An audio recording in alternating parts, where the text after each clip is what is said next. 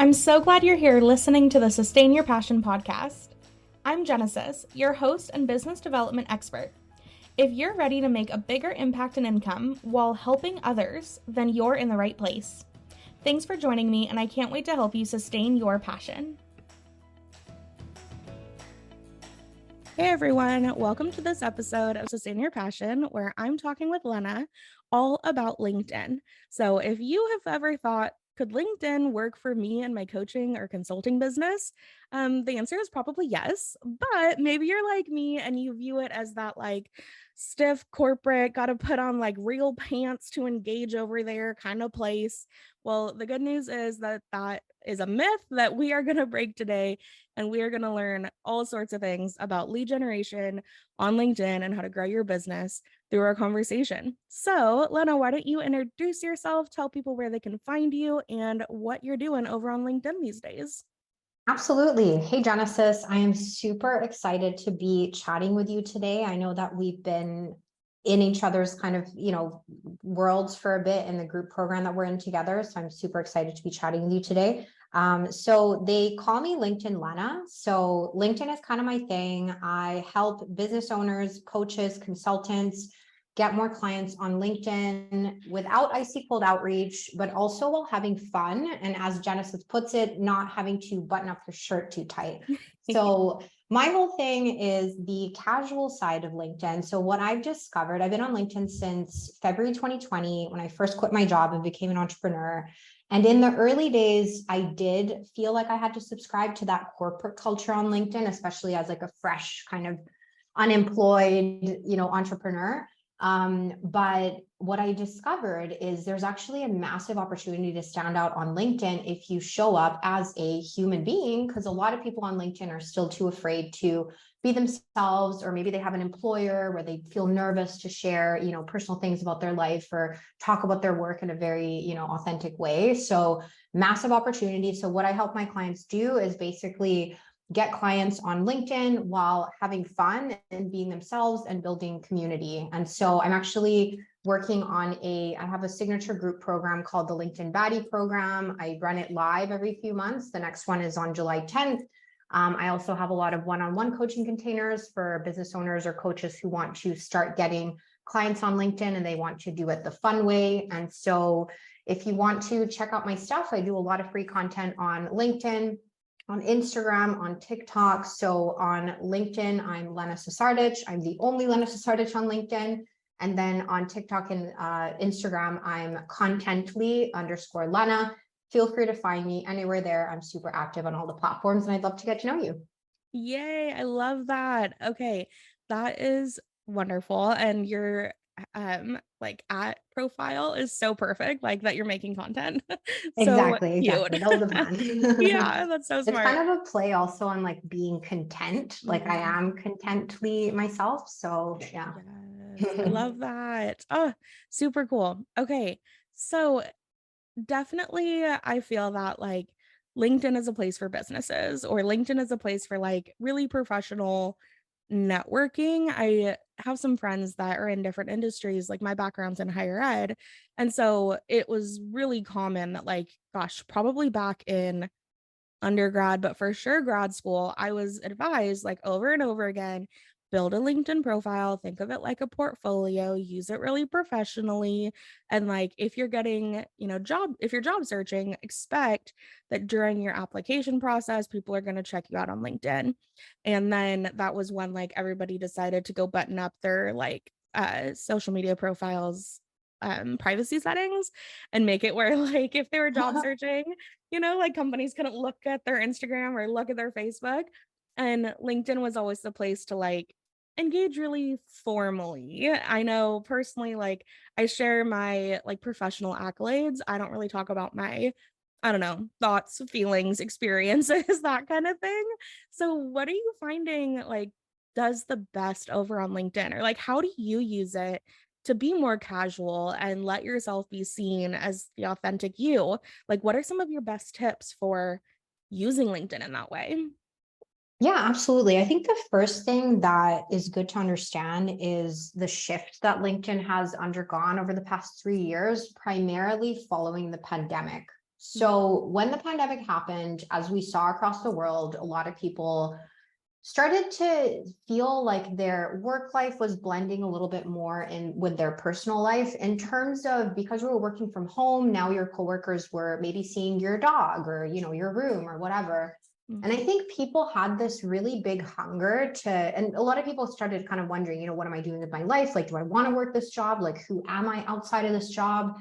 And that was really felt a lot on LinkedIn because it was just so corporate and formal before, right? Yeah. So when I got on LinkedIn in Feb 2020, it was crazy. Like the stuff that I was seeing in my feed, like especially the evolution over the past 3 years, it's gotten so much more casual because people are so hungry for real stories. They don't want to just hear about companies celebrating another fundraising round or someone's promotion. They want to hear about, you know, what are you working on right now? Like, what are the lessons that you're learning? Like, why did you get to where you are today? Like, where have you been before? I think people are really, they want to get to know the person behind the LinkedIn profile. And so the reason that this works really well is because it's basic marketing, right? It's zagging when others are zigging. So everyone is, you know, chilling with their, you know, their suit and tie and their Mhm. corporate headshots on LinkedIn, talking about these very corporate topics. But if you break the pattern and you talk about something that people actually want to hear about and they can get to know you through that content, it performs so much better. And I think it's really easy to kind of keep that mindset of LinkedIn that it's super corporate, because especially coming when we were in corporate, that's how we looked at it, right? It's like, you know, Mhm. like you said, you got told your LinkedIn profile is a professional thing. And even for people who kind of posted a little bit from their profile, sometimes their employer would be like, oh, like, you know, don't say that Yeah. or whatever. So there is this notion of like, okay, LinkedIn is like the polished platform where you're not gonna, you know, go post a picture of you in a bikini necessarily, right? Mhm. Yeah. People do that these days too on LinkedIn. I'm personally not of that, you know, people can do what they want. That's just personally not my style. But I think the big thing that happened for me was I'm going to be completely honest. Like when I first quit corporate, I quit corporate twice. Mhm. When I first quit corporate, I had this really big identity crisis and also a lot of frustration because I had just quit my job. I had no title anymore. I was a product manager for 5 years. Suddenly, I had no title. I was like an entrepreneur trying to test a product idea. I was like, who am I? I have no, like, you know, brand really. Mhm. But at the same time, I was like, this is my chance to actually kind of, you know, create a presence for myself the way that I want to, because I don't have an employer breathing down my neck. Yeah. And because I felt so kind of like disenfranchised with corporate at the time, I kind of had this like, you know, slightly vengeful attitude of like, no, I'm going to go like, you know, like I'm going to go rat my employer out or something. No, it wasn't like that. It was just more like, I wanted to do something different. And I really wanted to step into who I actually am. Because I felt like my whole life in corporate, I was like dimming my light. A lot of us were forced to dim our light, you know, patriarchy. There's just so many things going on that make it so that you can't really be your authentic self within corporate. So I think I saw LinkedIn as that self-expression for me, which sounds really weird because most people probably go to Instagram, but I Right. went to LinkedIn because I already had a network there. And Mhm. I also knew the people who I was trying to get in touch with, because I was, you know, testing different kind of SaaS product ideas at the time. Okay. I knew my ideal client was going to be on LinkedIn. And I knew that when I reached out to people on LinkedIn, I would get more serious inquiries as opposed to DMing people on Instagram, because I felt like, you know, anyone can create an Instagram or pretend to be some kind of person. But with LinkedIn, it's a little harder, right? Like you really have your work history. Like it's harder to kind of just like fake an entire LinkedIn account. Right. So I think the way to really think about like, you know, taking on this more casual approach to LinkedIn is, instead of looking at it as, you know, it's this corporate platform where I go to like officially talk about my offers, I look at it almost like it's my community, but it's also my test bed, and where I share a lot of my early ideas. And I do this thing called building in public, where you're basically building, like you're documenting what you're doing so that you're taking your audience on a journey with you. Yeah. And so it's really that kind of like behind the scenes lens that I think is working really well on LinkedIn. And behind the scenes includes like kind of all of your stories, right? Like it's not just like, hey, this is what's happening in our company, or like this is my next offer, but it's like, here is what happened that led me to create this, like really talking about things in a more holistic way. Mhm. So those are some of the things I think about. And in terms of like tips, I would really just honestly encourage a lot of people to build community. I think that's something that people don't often think about with LinkedIn. Like, I Right. don't know what actually, I'm curious, like maybe I'll ask you, Hmm. when you imagine people getting clients on LinkedIn, like, or doing lead generation, like, what is that, like, what do you think that would look like to you if you had to imagine it? So I should say I have a little bit of experience with this personally, and I also have had at least one client that like I helped her build out her offers, which is so interesting that your background is product management because I for anyone that knows what product management is, I'll say like I'm a product manager for coaches, like I help them develop their offers. Totally. And so that is so cool that that's your background. But so for me, I would say um based on her experience and then the bit that I have, it'd be like posting stories and inviting people to DM you, inviting people to like book calls with you, same kind of like outreach and nurture engagement, and then try and get people to whatever your next step is in your funnel, but that it could work as a really positive lead generation platform because you can like network with people and talk to them. But honestly, when I think of the word community, I think of like groups or something on LinkedIn. I don't necessarily think of like people engaging on posts as that equaling community, but I wonder if that's what you mean. So, yeah, that's what I think of in terms of like finding clients would be like networking with people in posts and inviting them to engage with you. Totally, totally, exactly. Okay. And honestly, like it really is the same recipe on all social media platforms, let's be honest. Mhm. Like each one has its own little isms, but Yes.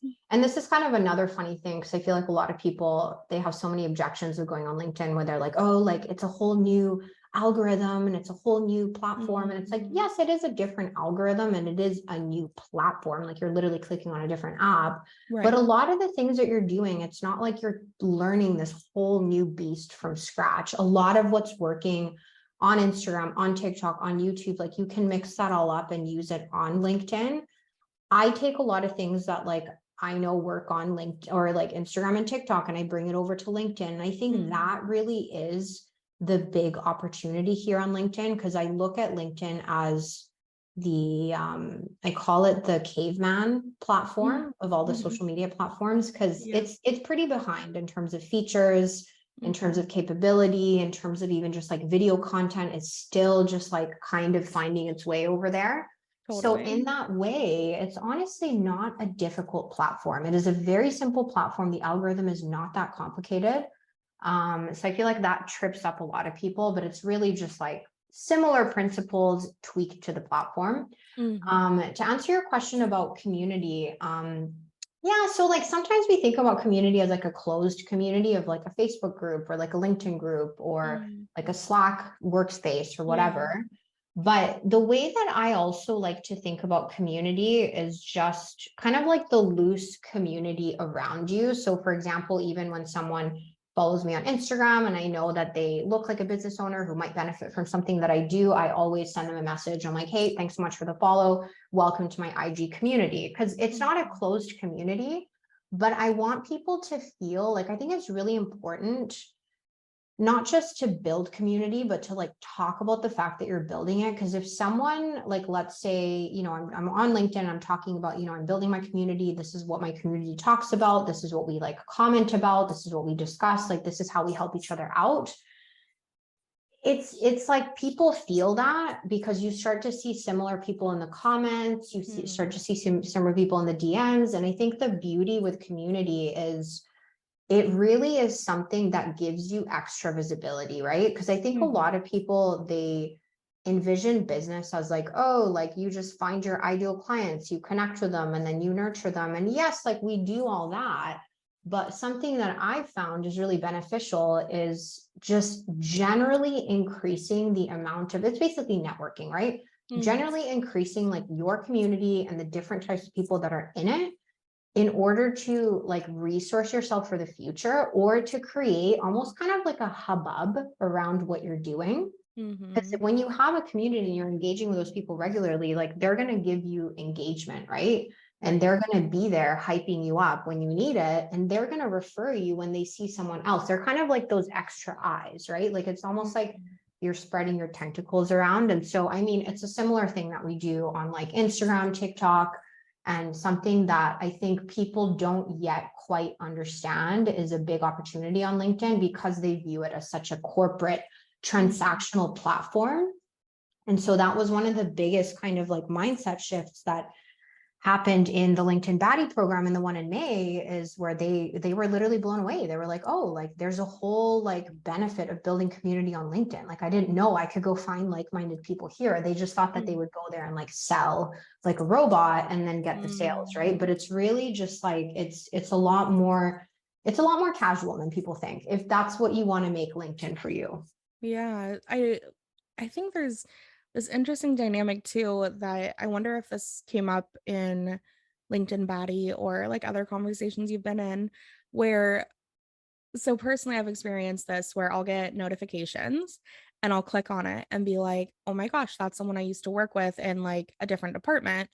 Why are they liking my stuff?" And like that would like make me nervous because it reminds me of the closeness of them sending an email. Like it feels closer when like a loose tie engages with your posts on LinkedIn, because like getting a like on LinkedIn feels different. And I Mm, don't know if that's just because I am so much less experienced on it, but like I post a lot of social media posts. Like I've been doing this for a long time, and yet still LinkedIn posts, when people engage on it, feels like a closer connection, because a lot of the people that currently I have on it are people I like used to collaborate with in my professional role in higher ed. And so there's still that like circle of loose ties that it's so funny. Like I've talked to clients about this on, Instagram or Facebook or TikTok or whatever, where it's like, yeah, if they're following you, they probably like what you're doing. So let them follow you and like your stuff. But there is some kind of like, I don't I'm not sure exactly how to describe it, but some identity shifting that's happening. And I love that you called that out earlier, where it's like your identity was your job title. Like when you meet people, the first thing they're gonna ask you is, what do you do? And so being able to own the narrative of what you do and then position yourself in a certain light on LinkedIn, when you have all of those past relationships that like viewed you in a certain way, that means there's going to be a period of like transformation and transition, and like navigating that, oh gosh, like that person saw that I posted about this new thing I'm doing. I think it does cut into a deeper sense of like safety and belonging that maybe people have built more easily on other platforms. Like speaking for myself, right? Like I've felt more comfortable sharing more honestly on Instagram or Facebook, just because LinkedIn feels like an extension of the corporate like water cooler or mm, like conference room. But eventually, I do want to be professional in my work, but I also want to have fun. So, do mhm. you feel like you found a lot of folks like feel that way at first, like the navigating that first transition towards like, okay, I'm gonna be a bit more honest over here? Does that happen a lot? And do you have any tips for how to overcome that feeling? Yeah, yeah, totally. So pretty much like so I had three baddies go through the baddie program in May, and they all pretty much like shifted their perspective. It was really interesting because one of the baddies actually, she was really just feeling what you were describing, like that closeness to like, ooh, like this is where like my old coworkers used to be, and like I don't feel fully free. And like she was coming from TikTok, which is like a completely different world, Mhm. obviously, right? Yeah, so far on the other side of the spectrum. Yeah. And so she was like, do I create a new LinkedIn account? And so we Oh. actually literally walked through that for like 15 minutes in a call where I was like, and I think like the thought behind that is, again, it's like the safety, right? It's like, okay, I want to make sure that like I'm comfortable. Mhm. But the truth, and this is just my honest opinion, I think, you know, avoiding getting on LinkedIn because you're worried that you can't be yourself on there, it feels too close to that corporateness of it. I think that's just, I don't think that's a LinkedIn problem. I think that's like, I mean, it's most felt when you think about LinkedIn, and it's not felt on Instagram because Instagram is kind of like a bubble, you know, like our old coworkers aren't Mhm. really on there. But I think it's really a bigger question of like, are you really not like you necessarily, but like, are we really, really like confident in our path? Mhm. Are we actually able to own what we're doing and the decisions that we're making in our career? Like early on when I got on LinkedIn, like I was pretty kind of straight from the get-go, just because again, I had quit my job. I was in this like vengeful state, Mhm. but it did take a while, and there were extreme moments of imposter syndrome. But I think like I was so like determined to make something of myself and not just be another corporate person, that I think I didn't really, or whenever I cared what, you know, old coworkers saw or whatever, like I think I just pushed that out of my mind as much as possible. Because to me, no disrespect to them, but I was like, I'm not in your world anymore. Like we are not Yeah. the same world. This And you know, isn't for you anymore. I'm creating content for someone else now. exactly. Yeah. And like, you know, if like when I left corporate, I remember there were a bunch of people, there were like basically two groups of people. Either they were like really happy for me or like slightly kind of envious and like, oh, like I wish I could do that. Mhm. And then the other half was like full stink eye, right? Yeah. And I Literally. was like, you know what? Like either way, the two groups of you, like we are, and again, like no disrespect, but it's like we are not like on the same path anymore. Like I have declared that I am an entrepreneur. So it was kind of like it was an identity shift, right? And I Mhm. think the big thing that happens as people get on LinkedIn, like casual business owners like us who used to be in corporate and we don't want to do the whole corporate thing anymore, Mhm. the first thing that I get people to do is to well, actually, there's two things that I get them to do. The first one is to really make their profile truly align with who they are. This is really the core of feeling more confident on LinkedIn and actually being that person who has fun on LinkedIn while still keeping it minimally professional, right? So when you have your profile like perfectly aligned to the way that you are, and it signals your vibe and your values, as I like to call it, because that's now going to attract the right type of people. So one of the baddies in the last program, Susie, so she basically went through the whole profile exercise. We did a whole, you know, mission statement and everything, like calling in like what is the thing that like really gets her going about her business. And then we put that all on the profile, and she noticed that she was getting more relevant connections as soon as she changed her profile, because now she was signaling to the world, this is how I am. Like literally, even her profile picture, she has this like really like fun profile picture that's like very like unorthodox on LinkedIn. Even just that, it's like it tells people like, hey, if you're into shirt like suit and tie, this is not your corner of LinkedIn. So using your profile to actually attract the right people. And then the second step, which is reprogramming your feed. So it's really easy to feel like LinkedIn is really corporate, or like we can't really be ourselves when what we see in the feed is not very authentic or creative or whatever, right? Mm. But when I had the baddies, basically I have like a list of like, you know, awesome LinkedIn peeps to follow. I show them like million ways to like find different people on LinkedIn that like match their vibe and stuff. And as they started reprogramming their feed, they started then seeing in their feed, they're like, holy crap, like, okay, there's people actually posting like, you know, fun stuff. They're doing like entertaining videos, they're telling like personal stories. And so it's almost like social learning theory. Like when other people around us are doing something, we feel more comfortable doing it, right? So I think Mhm. the key with LinkedIn is to represent yourself in an authentic way, feel aligned to your profile, like portray yourself in the way that you want to act on the platform, and then surround yourself with relevant people. And I actually just drew like a little circle while you were Mm. talking earlier, or like a little diagram, which shows like your network before you reprogram your feed is basically mostly your coworkers, right? So it's kind of Yeah. like that, like bigger circle is your network. And then also big circle inside is your old coworkers. But when you reprogram your feed and you replenish your network, that circle that's your old coworkers gets smaller because more of your network is being taken up by this new fresh batch of people who you're more aligned with.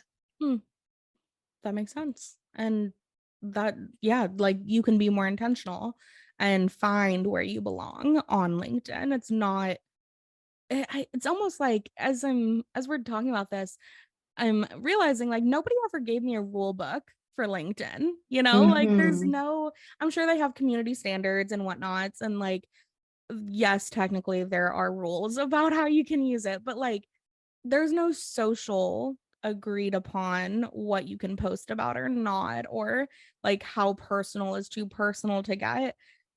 And yet I live as if there is, you know? Yeah. Mm-hmm. And I feel like you are like empowering people to like own their corner of LinkedIn and make it a fun place for them to feel belonging in and connect with their ideal people on. Because similarly, you know, in general in branding, that's a really big concept, right? Is like be the beacon, like show up and shine in your space. And then people that are looking for content about that, that's like content marketing 101, right? Like share the content and they will come because people will be searching for it. And like, why not do it on LinkedIn? I guess like that's probably what you do the most in your marketing is like just educating people on LinkedIn, because like why not? If you're already creating for another content platform, like why not go reshare it over there? Like, what would it hurt, you know? And it probably doesn't hurt anything to go and share over there. Like worst case, just nobody sees it. Yeah, Best exactly. case, your ideal client sees it. Yeah, and I love what you said because it's like you said, nobody ever gave me a rule book for LinkedIn, but it feels like there's some secret rule book, right? Mm-hmm. And I think that is all part, and like, don't get me wrong, like I get stuck in this frequently too with LinkedIn. Like I'm not some unicorn where I'm like, I'm just free all the time. It's like, no, like there are moments where I'm just like, like, should I say this on LinkedIn? Like, I don't Yeah. feel super like sometimes I don't feel like I belong on LinkedIn, you know, like we Mm-hmm. all feel like that on social media platforms. I just feel like LinkedIn has this like special way of making people feel like they really don't belong just because of this whole corporate feel. But the funny thing is here, like I think again, it's just like that whole corporate culture is so deeply conditioned in us that as soon as we go to LinkedIn, it's like we get into this like almost like corporate mindset where it's like, okay, what are the rules? We don't want to like, we don't want to get fired. We don't want to like, piss anyone off. Like we want to just Mm-hmm. be professional. Like I don't want to be the weird person at the conference who's like drunk or something. You know what I mean? Right. That's a But perfect it's, example. yeah, like I don't want to be Yeah. the inappropriate coworker, right? Right. Like, oh my gosh, all the questions when you go to your first conference or like first day on a new job. What do I wear? What do we eat for lunch? What do we talk Yeah. about? Like, you, yeah, all those questions come up when you engage on LinkedIn if you're viewing it through that lens of like, LinkedIn is this formal place that I'm stepping into versus like LinkedIn is an arena that I have a corner of that I'm shaping and am a part of. There's this quote from the Othering and Belonging Institute that um, is out of UC Berkeley, and it says essentially like to belong within an organization or society is not only to like participate in it, but to be able to make demands of it. And Mm, I love that concept because true belonging means that like if for example right now I needed to like pause our conversation, I feel so firm in my belonging in this conversation that I could make that request. But if mhm, I was in a different power dynamic, especially like if we were to source back like the history of professionalism and like the white supremacy dynamics behind all of that and the rules and gosh, get into critical race theory, like we could look at all of the layers that create LinkedIn as a product of corporate mhm, stiffness when mhm. really like entrepreneurs are saying we don't want to belong in that corporate world. Like we probably all have that pivotal moment of either having our values like be misrepresented by our organization, or like not wanting to grow into our boss and like wanting to get out. And so I think there's maybe this myth that says like because you left corporate, you left LinkedIn too. Exactly. Exactly. Yeah. Exactly. And that's precisely one woman who was interested in the program and DM'd me on Instagram. That's exactly what she actually said. She was like, Mm. oh, like I haven't bothered to get on LinkedIn since starting my business because I Yeah. left corporate Yeah. and like I left all that stuff behind. So actually I have a post coming out this week on Instagram that's like, you can get clients on LinkedIn and still have left corporate. Like those are not, I Mhm. think those are so tightly intertwined, and I totally get it because I mean, it's interesting for me because I've like dropped out of corporate twice. And so the first time that I left corporate, I got on LinkedIn, I started like building in public, started testing my ideas and everything as an entrepreneur, ended up like freelance writing, blah, blah, blah. And then I Mhm. actually went back to corporate for Mhm. like 6 to 8 months. And then I went back out and started my business last year in September. So I've actually been on LinkedIn as a non-employee, and I've gotten onto LinkedIn joined a corporate job having Mm. already had a LinkedIn personal brand. And that Oh, was really challenging because I did have that feeling of like, oh, I'm being watched. yeah. They're reading my content. Like, do they like it? Do they not like it? And there were moments that were really uncomfortable. And there were even moments where like I did one LinkedIn post. I think it was just like, I don't know. I don't think it was even that bad. I think I just went into a little too much detail about like a certain situation. So my boss actually like kind of messaged me. He's like, hey, so, but again, it's like, I still was comfortable pushing the boundaries. I think that's really Yeah. important because to me, my personal brand is everything. Like like literally I slaved away in corporate for 7 years. Like no employer ever is going to have that power over me again, even if I go back to corporate. So I think when I went back to corporate and I was on LinkedIn, I knew that it was so tightly intertwined, but I was like, there's no way that I'm going to falter on showing up on LinkedIn because of this like current job. Like this current job is Mhm. not forever. Like my brand Mm. is forever. My audience is forever. Like my LinkedIn account is mine. And this is a really valuable asset to me. Right. And I'm going to show up how I want. Yes, we need to be a little bit more buttoned up. I think you were talking earlier, like, I want to be professional, but also have fun. And, Mhm. you said that you share a lot on Instagram. Maybe some of Mhm. that stuff you wouldn't feel comfortable sharing on LinkedIn. Well, my whole thing is like, you know, I'm not trying to get people to like ditch every social media platform and only go on LinkedIn. I think all I'm saying is like use LinkedIn as one of your channels. Are there going to be certain things that you don't want to say on LinkedIn that you're comfortable saying on Instagram and TikTok? Hell yes. Like if you see my Mhm. TikTok content, like I'm Mm. really like crazy in some of it. On LinkedIn, a little more buttoned up, right? But Yeah. I'm always kind of testing the boundaries. Like there was a recent TikTok video that I posted on LinkedIn. It was about it was like a little trending TikTok Mhm. about, it was like I don't know if you know the audio that's like the do it, do it, do it, do it. Yeah. Yep. And so the caption was like me being like me every day on LinkedIn trying to figure out if I want to like ruffle some feathers on LinkedIn. And I actually posted it on LinkedIn because I was like, you know what? Like this is a little bit sassy, but like let's see what Yeah. happens. My audience loved it. Literally, they were like, oh my God, please let's ruffle some feathers. And that to me is evidence that people are literally sick and freaking tired of the corporate vibe on LinkedIn. And you know what's hilarious? Hmm.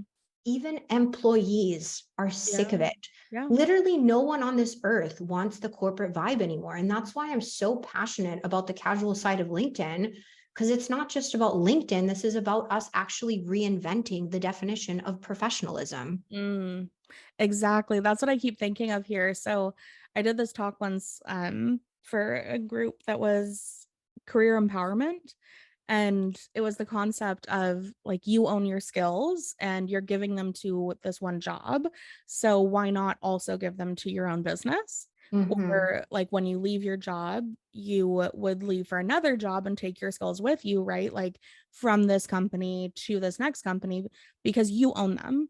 And so you and your skills are something for you to manage, like your career management of your resources is your choice. But I think that similarly, when you work for an organization that has rules and expectations and values and like code of ethics and whatever, like however formal your profession is, right? Whether you work for, I don't know, more and more like, I just want to keep the thought I keep having is like people with sticks up their butts, like more Yeah, and more like annoyingly formal you get, then like you're gonna have different levels of what you can post and can't, but it's still you representing you. And this job, while it feels forever, like that was one of the things I also have quit twice. I quit higher ed. nice. That's so funny. I was headhunted back for a job after I quit the first time and worked for a year and a half and then left again, actually in this last September as well of 2022. And so it's been a journey, like that identity of, well, this is safe, this is secure, comes from the idea of past generations that are like, you get in, you get a job, you're going to be with that one job for life, like you're going to be part of the company's a family, and like it actually gives a shit about you, and you're going to grow with it for the entirety of your career. So like you are owned by your company in so many Hmm. ways. In these past generations, that's what they did, and that's how people engage with their careers. But nowadays, like I'm pretty sure millennials are scheduled to have like 8 to 11 different careers. Like that's what research shows Hmm. for us. Like we're going to Hmm. have massive career changes through our professional careers, but the idea that like what I'm doing now is what I'll always want to do, I think is misinformed, and is very rare that somebody's going to be doing the same thing for like the next 20, 30 years. But we're taught that that longevity is what keeps us safe. So we're afraid to change. We're afraid to show up differently. So if I, in my past role, I was a business analyst, I did process improvement work, and it was in IT for higher ed. And so, like, all of my colleagues got to know me as the person to go to for certain questions in that niche. But professionally, in my coaching business that I've been running for 5 years, that's not why my clients would come to me. And so, like, navigating the duality, especially when you are an employee and an entrepreneur, and then kind of leaving it, right? It feels like you're chopping off opportunity and you're saying no to security, which is something every new entrepreneur struggles with. But then I think it just manifests on LinkedIn because you literally have to go in and say, like, I don't work here anymore. And like, I've had clients ask me, well, how do I put my business on my LinkedIn? How do I tell Hmm. people that I do have a job and that I created it and make that seem legit? Because I don't want to put that I'm unemployed. So even navigating like the questions that LinkedIn asks you Hmm. in and of itself, like in the structure of it, right? Like you don't put on Instagram more than 140 characters in your bio about, what you do. But on LinkedIn, you've got, gosh, like your intro, you've got all of your job titles, you've got your about, like there's so much more words you can put on there, which can be freeing in one sense. Like, oh, I can be fully expressed, but also like, oh crap, that's a lot of words to have to fill. So how, I guess the question I'm kind of brewing on here is, how do you navigate the technical pieces of it? Like, do you recommend people just start posting more casually? Or do you think that, like, if a new coach, for example, who's listening to us today, it's decided, like, okay, I'm on Facebook, I'm on TikTok, I'm on Instagram, one or all of those, but I want to start posting more on LinkedIn. Maybe they've got an old LinkedIn they need to like dust off and clean up a little bit. How do you recommend they get started? Like, what would be your first thing for them? What could they go change? Do you have like one little nugget that you could share that could give a new coach that's trying to use LinkedIn for the first time, navigating all the identity and changing that we've been talking about? Like, first step, what would you say? Absolutely. I have some concrete tips, but first let me just address a really big misconception that Yeah. people have about kind of what is legit on LinkedIn. Because I heard you say, some people are asking, how do I put my business on there and say that I have a Mhm. job? I created it. It is legit. I think this all comes down to, again, like the circles that people are running in on LinkedIn.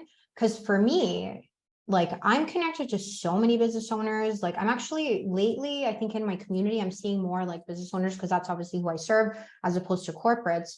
And it is literally so normal for people to be a business owner on LinkedIn, founder, business owner, CEO, whatever. Like it's super, like, again, when you're surrounded, like when you're in the right pocket of LinkedIn that represents who you actually are today, there's going to be a lot more people like you. And so the question of like, how do I make my business look legit on LinkedIn is going to be a little bit moot, thank God, because you're going to see like, oh, like there's so many other people. And it's like, no one like looks at a LinkedIn profile and they're like, oh, like that person's a business owner, like they're not legit. Like if anything, there's actually more support because, and like a lot of respect because people know how hard it is to become an entrepreneur.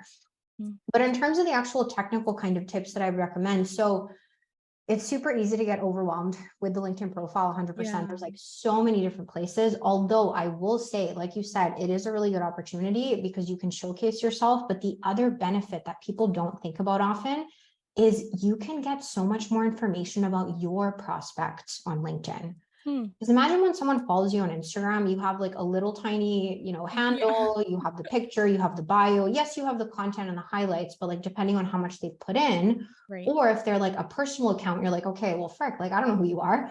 But on LinkedIn, it's like you can see exactly who that person is, what they're engaging with. Like you get so much more rich information. So again, like double-edged sword. But the biggest tip that I have for LinkedIn profile is focusing on the top of the profile. So that's the profile picture, making sure that it is friendly and approachable. I know that sounds really weird on LinkedIn, but literally, if you have a friendly profile picture that's not a stiff headshot, like single color black background, try and keep things clean a little bit, you're going to get so many more connection requests because friendly face, everyone wants to connect with. The second piece is the headline, right? So that's the little kind of tagline that comes under your name. Something that's really special about LinkedIn is that you can actually see someone's headline when you see their content in the feed or when you find them in the search results. Because on Instagram, when you see someone comment on someone's post, you just see their handle and their picture. But on LinkedIn, you get this little tagline that you can basically use to get people to click on your profile more, right? Okay, yeah, that makes sense. Yeah, so I really recommend that people optimize their headline and not just have their title in there, like whatever their title is for their business, but like really describe in, again, I know it's going to sound weird, but like in a fun way, what it is that you do. Try and focus on having the first part of your headline be something really like attention grabbing, curiosity piquing, because that's the first part that they're gonna like, they don't see the whole headline. So you want to make sure that you're really like piquing that curiosity in the beginning of the headline. Then the other important part is the background photo, also known as the banner. That's like at the top of your profile. It's like the visual real estate.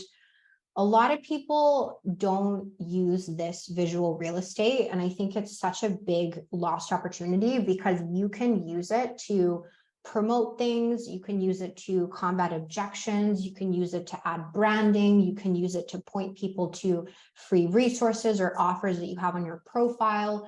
You can like crack a joke, just like anything that is going to get you more engagement, because the job of the banner is to get the person to keep scrolling down your profile once they've landed on it, right?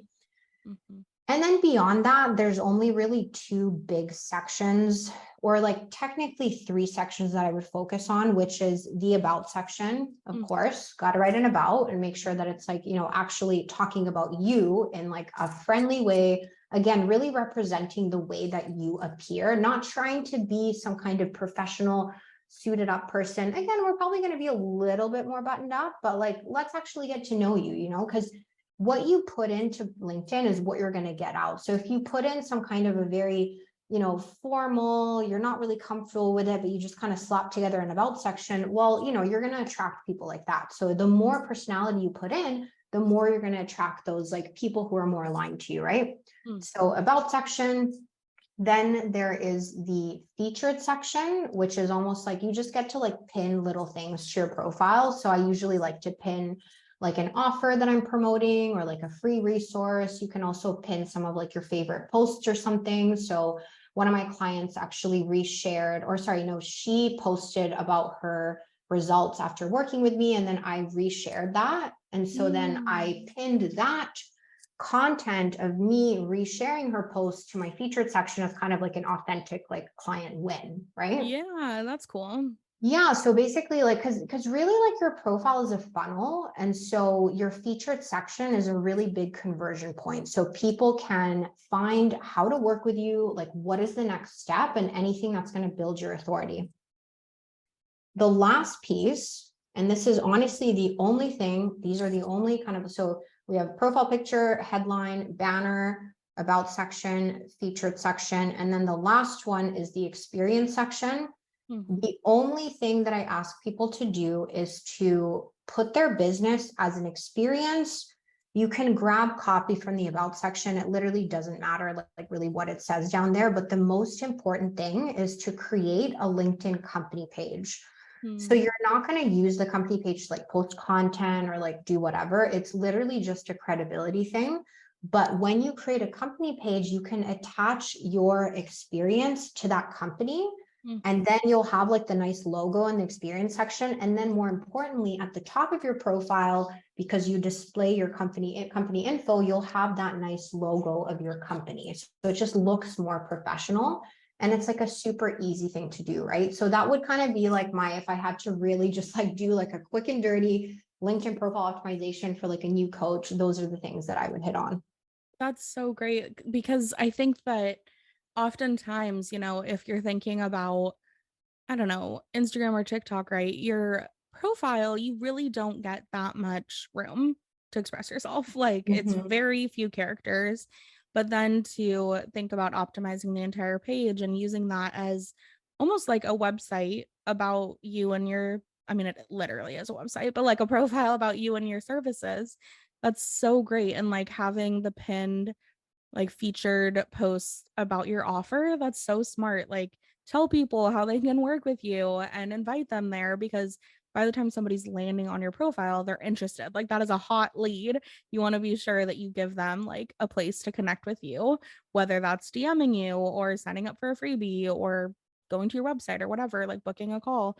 That is such a great place to be converting your connections on LinkedIn. Oh, I love that. I can imagine, you know, I want to say anybody that works with anyone should be using LinkedIn because like it's just a place for people to connect and build community and get to know one another. And so I don't know why any new coach shouldn't be on LinkedIn. Like why not leverage that additional place to be connecting with people? I mean, obviously I'll agree, Genesis. Right. You've convinced me. I I'm love it. biased. Right. Yeah. Oh The my gosh, biggest that's so thing, good. honestly, that is like the huge opportunity for LinkedIn, other than this whole casual side of LinkedIn, is the fact that people are in a buyer mindset. When Hmm. people are on LinkedIn, they're there to do business. They're not scrolling pictures of cute puppies or Airbnbs in Bali. Like they're in the mindset to do business, which for me, it's like, easier to sell, but also I think it like gives me more confidence to sell because I know that I'm not interrupting people and like they're like when they're finding like a cute little dress for the barbecue on Friday, like I Right. know that I'm not gonna lose them to like a beautiful purse. It's like, Mm. I know that a lot of the other stuff in the LinkedIn feed is not that good. So it's kind of like I can sell easier, I can stand out easier. And then kind of like the final positive nail in the coffin, if you will, is I think almost half of LinkedIn users have an annual salary of $75,000 or more, which is a lot of buying power. So I think really just like the high paying, high caliber clients, a lot of them are in that buying mindset on LinkedIn. So if anyone's working, especially like B2B with companies, like I really think that that's where the big money is for business owners as well. Yeah.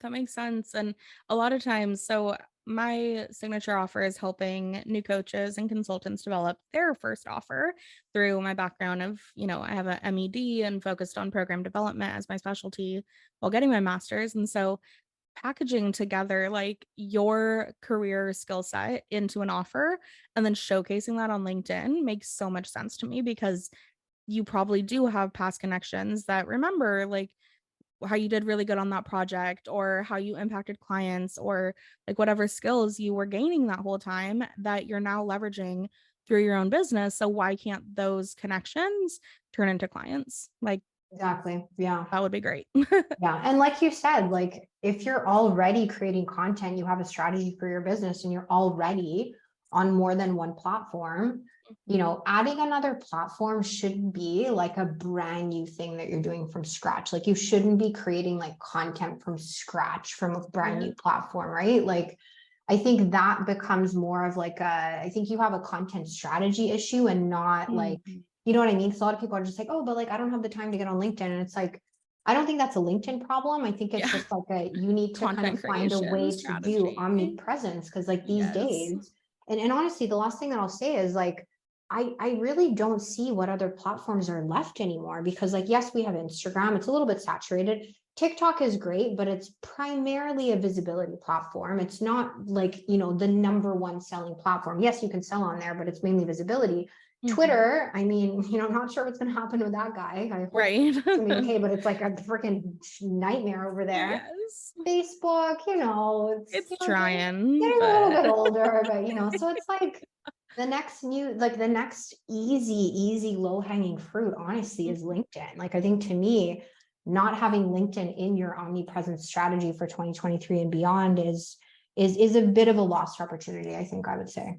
yeah, absolutely. And now that they have the scheduling feature too, it's so easy. Like if you're going to schedule your content out for the other platforms, like why not take an extra 5 minutes and go slap it up on LinkedIn? Like, Yeah, oh exactly. Yeah. no, worst case, like more people see your content. Like that's Yeah, great. yeah. It's worth it. Yeah, Literally, since I exactly. went to your masterclass, I went and just like while listening to you was updating my LinkedIn. So I changed my header like image. I changed my headline, updated my like bio area, I and then love realized I had like my old job listed as current. So updated that it. and literally have a 3000% increase. I should send you a screenshot because it's like that should go on your link positioning for your masterclass, because I just posted like 2 or 3 times last week, one of which being that I have not updated my LinkedIn in 9 months that I've been like fully I self-employed. love that, yeah. And it got like 34 post engagements and like grew my audience already by like 1.5% and is drastically changing my reach on LinkedIn in literally like 2 posts last week. And I just scheduled a I couple more love for this week. that. Like it is so easy to get started, and like why not? And if you have questions about how to use LinkedIn or like what your strategy should be, what you should be posting, like Lena is your LinkedIn pro, and definitely check out her upcoming program and masterclass. Are you going to offer that again sometime? Because it was so good. I'm actually making it available as a replay. So it will Yeah. be up there shortly. Yeah. Oh, In okay. my Well, link in any bio. final like tips or thoughts you want to make sure that any new coaches or consultants that are listening hear from you? Yeah, I mean, I think the biggest thing, honestly, is just like own who you are. Like, there's a reason why you started this business. There's a reason why you had the guts to start this. Don't dim your light anymore. We're doing this business thing because we want to do things our way, and whatever that looks like to you is okay. And I just want to empower you. And if you ever need someone to, give you a bit of a push and be like, you're doing great, just keep being yourself, keep being authentic, keep getting that visibility and growing your business. I'm your girl. Yes, 100%. Awesome. Well, thank you so much for your time and wisdom and sharing today. This was a great episode, and I look forward to seeing all of your content over on LinkedIn. Yes, thank you, Genesis. This is honestly a blast. Yay. Thanks so much. Take care. Thank you so much for listening to this episode of the Sustain Your Passion podcast. If this episode helped you gain a bit more clarity, courage, or confidence, please share it with your friends on social media or in a text. It would mean the world to me. Thanks in advance for sharing this episode. I hope you have a great week, and I'll talk to you soon.